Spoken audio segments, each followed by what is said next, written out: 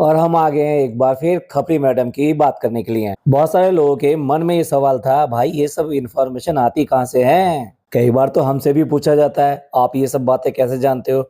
और बदतमीजी से भी कई बार लोग पूछते हैं कि तू सब जानता है। तो उन्हें तो उनके लिए तो मेरा एक ही आंसर है कि पहले तमीज सीख कर आओ।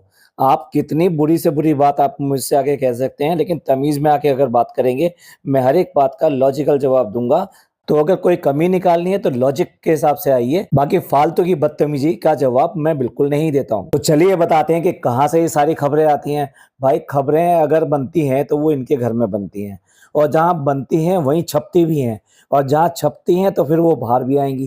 क्योंकि छापा जो जाता है वो बाहर निकालने के लिए, बांटने के लिए तभी तो जाता है। और फिर बता दूं, इसमें भी सबसे बड़ा हाथ इन्हीं का है जिनकी आप तरफदारी ले रहे हो कि इनकी खबरें आपके पास आती कहाँ से हैं। अब देखिए भाई, ये लोगों को ना सताएं, लोगों को बुरा भला ना कहें, लोगों के साथ में बुरा ना करें, तो वो क्यों करके इनकी बातें बाहर लेकर आएंगे। जी बिल्कुल ठीक समझे आप। वो कहते हैं ना कि एक चींटी पे भी पैर रख दोगे तो वो भी आपको काट सकती है, इतनी सी चींटी। और इतनी सी चींटी हाथी को भी परेशान कर देती है। तो अब आप समझ लीजिए कि अब एक चींटी नहीं, अब पता नहीं कितने सारे इकट्ठे हो चुके हैं। तो हाथी तो भाई झूमना शुरू कर दिया है उसने। अब वो झूम के भी चलेगा और सब कुछ चलेगा, और पता नहीं किस दिन गिरेगा। तो इशारों इशारों में हमने कई बात बता दी, लेकिन खबरी मैडम ने जो बताई हैं वो साफ साफ बता देते हैं। इनको खबरें सारी मिलती है इनके घर में हाउस हेल्प जो आते हैं उन लोगों से, क्योंकि हाउस हेल्प का ये इतना ज्यादा शोषण करते हैं, वो इतनी जबरदस्तियां करते हैं कि आदमी क्या करे और क्या ना करे। भाई पैसा, नौकरी ऐसी चीज होती है, परिवार को पालना होता है, सब कुछ करना पड़ता है। अब एक एग्जाम्पल के तौर पर ले लीजिए, जो टिंकू है उसकी वाइफ प्रेग्नेंट है, आप सबको पता है, मैडम लेके भी गई थी उसका मेडिकल चेकअप कराने के लिए। लेकिन बस इतनी सहानुभूति थी उससे, उसके अलावा कुछ नहीं, क्योंकि वो व्लॉग का कंटेंट बनना था। हालांकि उसको भी हमने एक्सपोज कर दिया था कि अगर वाकई में उनसे कुछ हमदर्दी थी तो क्यों करके अपनी गाड़ी में क्यों नहीं लेके गई, और क्यों करके उनको वापस अपनी गाड़ी में नहीं लेकर आई। जब रास्ता दोनों का एक ही है तो क्यों करके वो बेचारे धक्के खाते हुए ट्रेन, बस इन सब में पहुंचे। वो भी एक प्रेग्नेंट लेडी, मतलब अपने लिए तो बहुत बड़ी बात, दूसरे के लिए ऐसा ही। और इस हालत में भी जब उसकी वाइफ प्रेग्नेंट है, ऐसे में वाइफ चाहती है कि उसका हस्बैंड उसके पास नजदीक रहे और ज्यादा से ज्यादा रहे। लेकिन जनाब जनाब तो ऐसे हैं कि चाय का कप भी चाहिए, तो टिंकू एक कप चाय पिलाना। टिंकू मेरे कपड़े निकाले कि नहीं निकाले, मेरे प्रेस कर दो जल्दी। अरे देखो गीजर ऑन है कि नहीं, मुझे नहाने जाना है। सॉरी सॉरी, ये बात गलत बोल गया, क्योंकि नहाते तो ये बहुत कम है ना। तो अब बस समझ जाइए, मतलब ये इतना परेशान करते हैं, इतना परेशान करते हैं। और वो ऐसे टाइम में भी, भाई नहीं तुम्हें मेरे साथ चंडीगढ़ चलना पड़ेगा, जबकि उसका 7वां या 8वां महीना कुछ ऐसा चल रहा है। Maybe I am wrong और करेक्ट। तो ये एक एग्जाम्पल था मैंने। इसी तरीके से बाकी जितने हाउस हेल्प हैं उनके साथ में भी इसी तरह से जबरदस्ती की जाती है। वो अपने आना चाहें या ना आना चाहें, उनको जबरदस्ती बुलाया जाता है कि नहीं नहीं तुमको करना है। और वो बेचारे पैसे के लिए ये सब करते हैं। उसके अलावा जो इनकी हरकतें हैं अपने घर में, वो भी इनको मजबूर करती हैं अपनी बातें बाहर निकालने की। जो भी आप सुन रहे हैं, अब आप देख लीजिए ना, अगर आप कहीं ऑफिस में काम करते हैं या कहीं पे काम करते हैं, तो आपका बॉस अगर आपके साथ में गलत व्यवहार कर रहा है तो आप घर पे आके बताएंगे ही, आप हो सकता है अपने कोलीग से बात करेंगे ही। तो सिमिलरली ये सारी बातें इनके थ्रू बाहर निकलती हैं।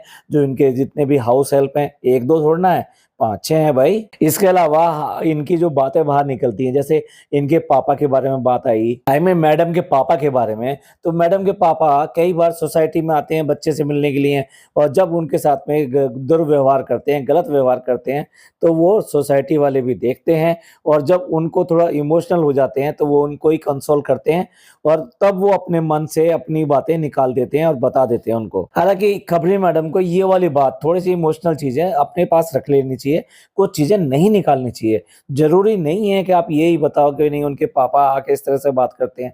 भाई वो भी बहुत अब इस एज में आ चुके हैं कि उनको भी अब सहानुभूति और संरक्षण की जरूरत है, देखभाल की जरूरत है। मेरा तो कहना यह है कि प्लीज कुछ लोगों को बख्श दो, जिनको बहुत जरूरत है उनके बारे में ज्यादा बातें बाहर मत लेकर आओ। ज्यादा सच भी जो है ना वो बहुत ज्यादा कड़वा हो जाता है, ऐसा मेरा मानना है। भाई आप क्या सोचते हैं आप कमेंट करके बता सकते हैं, पर मेरा मानना यह है कि जो सच इतना गंदा हो कि मतलब किसी के ऐसा उघाड़ो कि वो उसका सब कुछ दिखाई दे जाए, तो वो भी बिल्कुल गलत बात होती है। किसी के बहुत ज्यादा जख्म, और जो खुद से बहुत ज्यादा परेशान है उसके बारे में नहीं, ये तो मस्त है। तो इनके बारे में अगर इन्फॉर्मेशन बाहर आ रही है तो ठीक है, क्योंकि ये लोग बहुत ज़्यादा बेवकूफ़ बनाते हैं सब लोगों को। इसके अलावा मोधा की इन्फॉर्मेशन है और लहर की इन्फॉर्मेशन है, वो तो नेचुरल सी बात है, हमें भी पता है इस बात को। वो लगातार उसके कॉल्स आते हैं और ये कभी भी कोने में घुस के, बाथरूम में घुस के ऐसे बात नहीं करते हैं। इनका जो वॉल्यूम है ना, वो हमेशा बहुत ज़्यादा रहता है। इनके घर में शोर-शराबा इसीलिए ही बहुत ज़्यादा रहता है कि इनका हर बात करने का वॉल्यूम बहुत हाई है। बाकी रही फ़नी, फ़नी तो भाई खुली किताब है, जो सोसाइटी में उल्टे-सीधे काम करेगा, तो डेफ़िनेटली सबको पता तो चलेगा ही। तो ये रहे कुछ सोर्सेज़ जिनकी वजह से ये सारी चीज़ें पता लगती हैं और इनमें से कुछ सोर्सेज़ हमारे तक भी आते हैं, वो चाहे मोधा के हों और चाहे इनके मुंबई के हों। भाई आप समझिए लोग चुप नहीं बैठते, बहुत सारे इंस्टा पे मैसेज आते हैं, बहुत से ग्रुप में मैसेज आते हैं, बहुत सारे मैसेजेस जो है हमारे वीडियो के नीचे हैं और हेल्ड फॉर रिव्यू में चले जाते हैं। मतलब उनमें बहुत सारी बातें होती हैं, कुछ शब्दों का इस्तेमाल सही नहीं होता है, तो इसलिए हेल्ड फॉर रिव्यू में चले जाते हैं। इसलिए बहुत सारे कमेंट्स को हम जो उजागर भी नहीं करते हैं, क्योंकि उनकी आइडेंटिटी बाहर ना जाए इसलिए। लेकिन हाँ, जो बात उन्होंने बताई है, उनको अपनी कसौटी पे कस के हम उसको बाहर निकालते हैं और आप लोगों तक लेकर आते हैं। तो चलिए आज जो बात करेंगे वो मैडम की लाइफ की बात करेंगे, खास तौर से इसकी शादी के टाइम का। मैडम की जो स्टोरी है ये पूरी ड्रामे से भरी हुई है। ड्रामे से भरी हुई है, नौटंकी से भरी हुई है। रियल लाइफ में भी इन्होंने नौटंकी और ड्रामा करके ही यहाँ पे फ्लैट लिया और कैसे-कैसे फ्लैट लिया, क्या-क्या झूठ बोले, ये सारी बात आपके सामने रखेंगे। तो मैडम की इस फ्लैट में जो शुरुआत हुई, उसके बारे में थोड़ा-सा खुलासा कर रही हैं। तो खबरी मैडम बताती हैं कि नॉर्मली क्या होता है महाराष्ट्र में कि आउटसाइडर जो होता है उसको आसानी से फ्लैट देते नहीं है। कुछ की कुछ रेस्ट्रिक्शन होती है, कुछ की कुछ रेस्ट्रिक्शन होती हैं। अब इन्होंने किसी से बात करके ये वाली सोसाइटी में आके फ्लैट देखा, जिस सोसाइटी में आज की डेट में रहते हैं, जो सैंडस्टोन के नाम से बिल्डिंग है। अब उसका जो फ्लैट नंबर 202 और 203 समथिंग इसी तरह से नंबर था, उसी फ्लैट के लिए बात कर रहे हैं। तो वहाँ पे एक अंकल रहा करते थे जो काफ़ी एजेड थे और गवर्नमेंट ऑफिसर थे।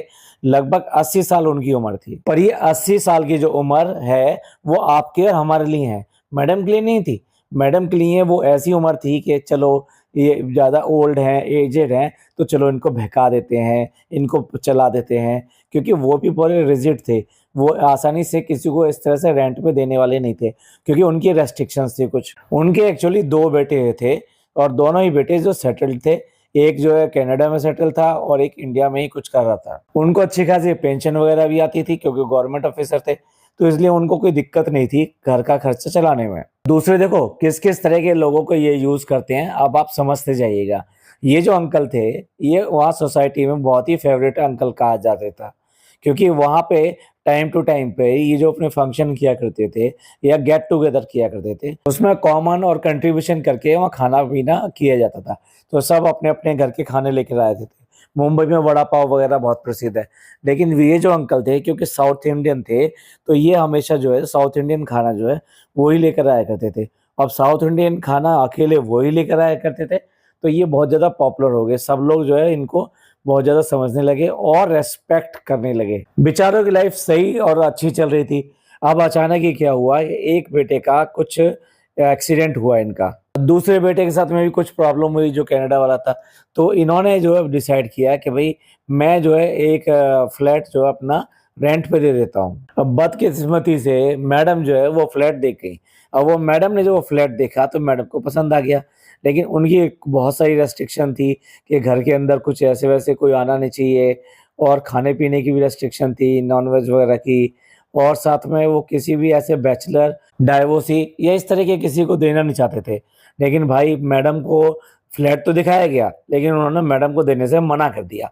अब मैडम की चाल देखिए, अब यहाँ देखिए इनका कितना ड्रामा हुआ। मैडम ने सीरियलों की तरह अपना भेष बदला, भेष मतलब ऐसा भेष बनाया जैसे कि बहुत परेशान और इस तरह की हैं, और उन्होंने जो है सफ़ेद रंग का चिकन का कुर्ता पहना और साथ में जीन्स पहनी और इस तरह से पहुँची वहाँ पे अंकल के पास में और जाके पूरी एक स्टोरी सुना दी।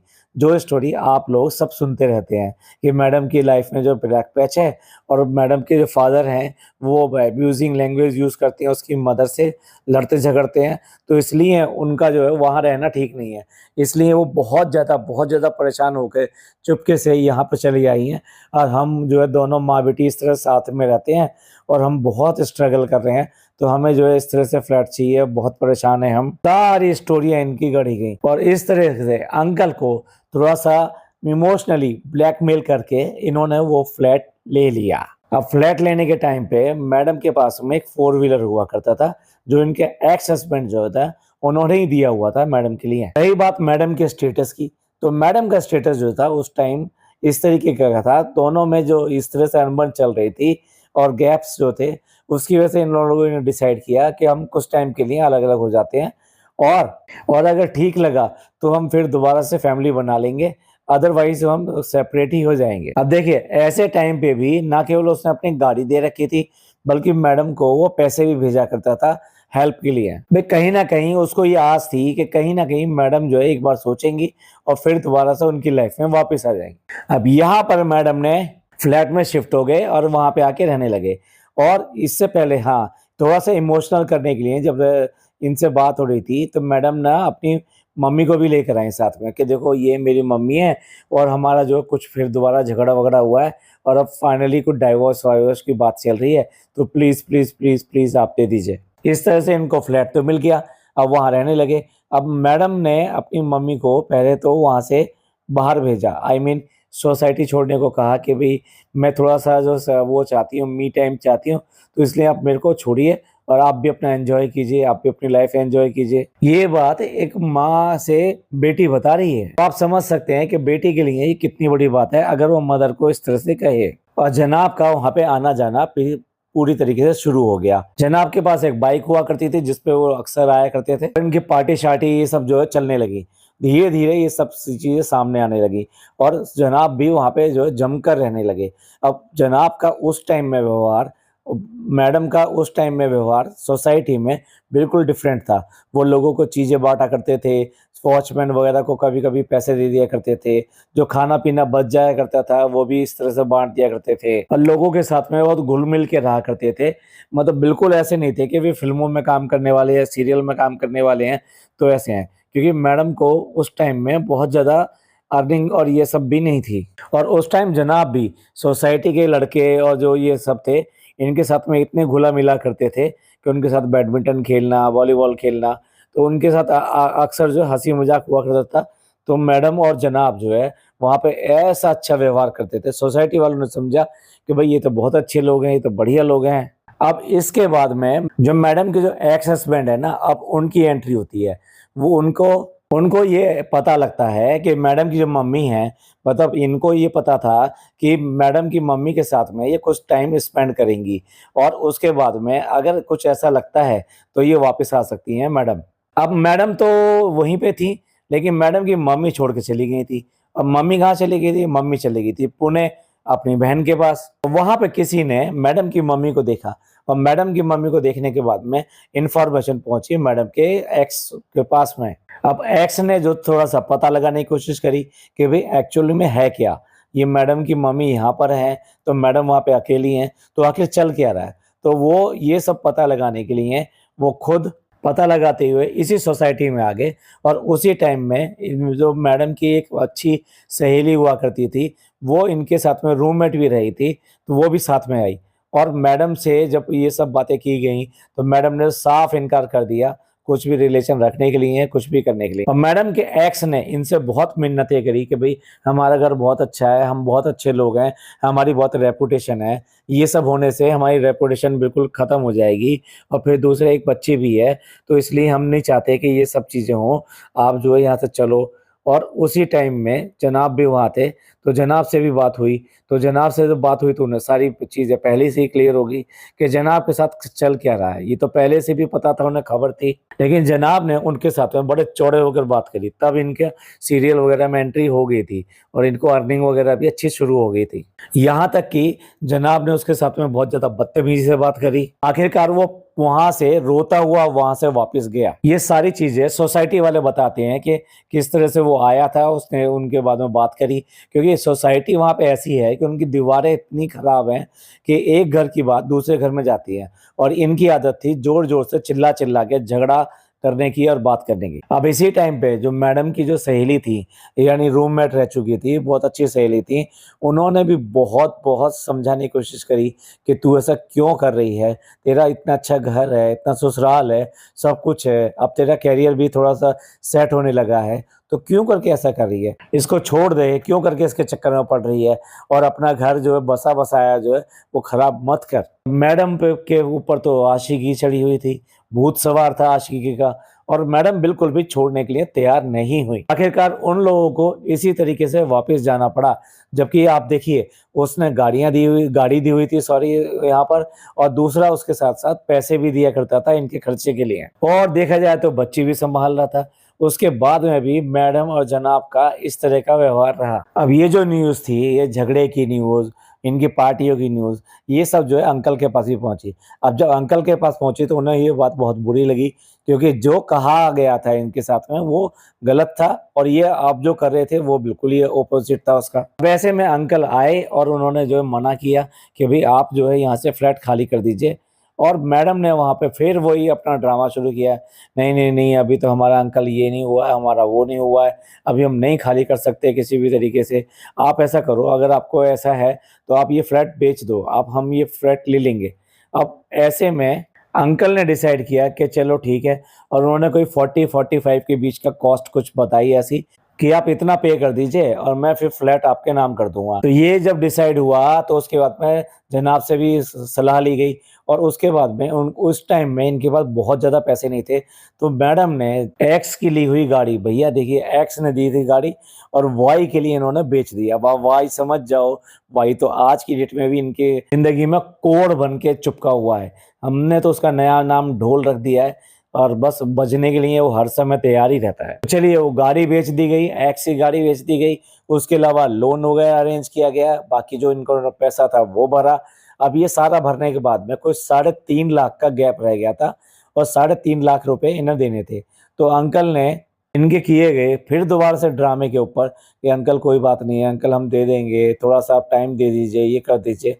तो अंकल ने रजिस्ट्री कर दी, और 3.5 लाख रुपए के लिए वेट करने लगे। जब ये फ्लैट का सौदा हो रहा था, फ्लैट के बारे में बात हो रही थी, तो तब मैं एक बात भूल गया, तब जो जनाब के पापा की तबीयत खराब हुई थी और जनाब वहाँ चले गए थे भोपाल।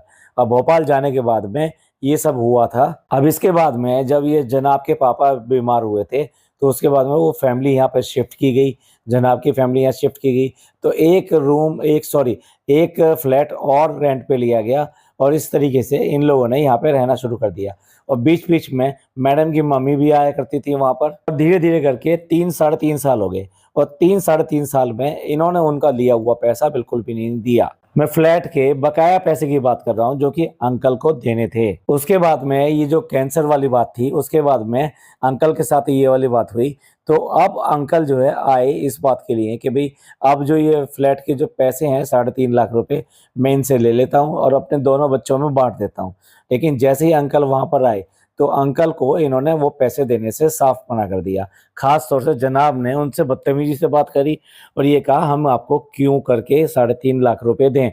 बताइए कहाँ लिखा है? और ये बात सही थी कि कहीं भी किसी एग्रीमेंट इन सब में नहीं लिखा था, और अंकल ने इनको कह दिया था कि हाँ ठीक है भई 3.5 लाख रुपए दे देना, और इन्होंने बिल्कुल मना कर दिया, और अंकल के साथ में बदतमीज़ी भी करी।